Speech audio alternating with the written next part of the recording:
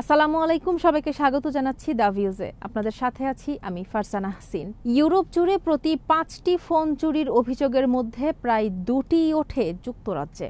দেশটিতে mobile phone পকেটমারির প্রায় অর্ধেক ঘটনা শুধুমাত্র লন্ডনেই হয় বলে জানা গেছে। খবরটি এসেছে টাইমসে। মার্কিন বীমা কোম্পানি স্কয়ার ট্রেডের সংকলিত তথ্য ব্যবহার করে খবরটি তারা প্রকাশ করেছে। 12টি ইউরোপীয় বাজার জুড়ে জরিপ চালিয়ে স্কয়ার ট্রেড বের করেছে সমস্ত মোবাইল ফোন চুরির 39% যুক্তরাজ্যে ঘটেছে। প্রতিবেদন অনুসারে 2021 সালের জুন থেকে ব্রিটেনে মোবাইল ফোন চুরির দাবি 425% বেড়ে গেছে। এসবের 42%ই লন্ডনে ঘটেছে।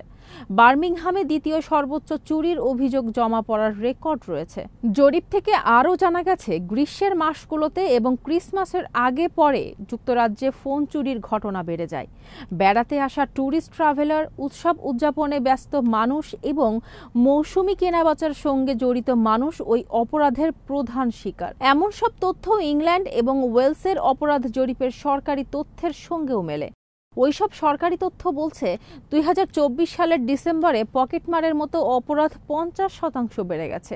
প্রায় 4,83,000 চুরির ঘটনার কথা বলা হচ্ছে।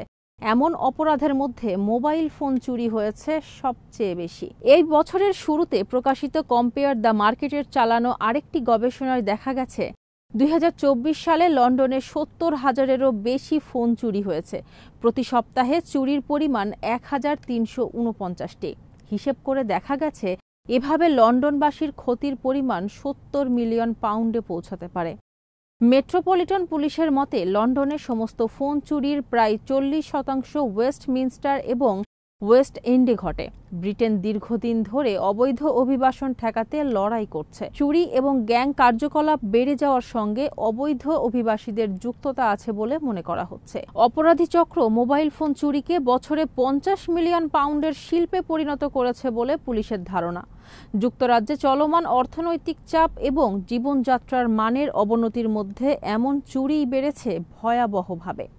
এই বছরের শুরুতে national institute of economic and social research জানিয়েছে লক্ষ লক্ষ মানুষ কম বেতন এবং অপর্যাপ্ত সহায়তার মধ্যে বন্দী হয়ে আছে। অথচ ব্রিটেন মোটা অঙ্কের বেতনের দেশ তো নয়ই, উঁচু মানের কল্যাণ রাষ্ট্রও নয়। এরই সাথে শেষ করছি সংবাদ। সবাই ভালো থাকুন, সুস্থ থাকুন আর নিরাপদে থাকুন। আল্লাহ হাফেজ।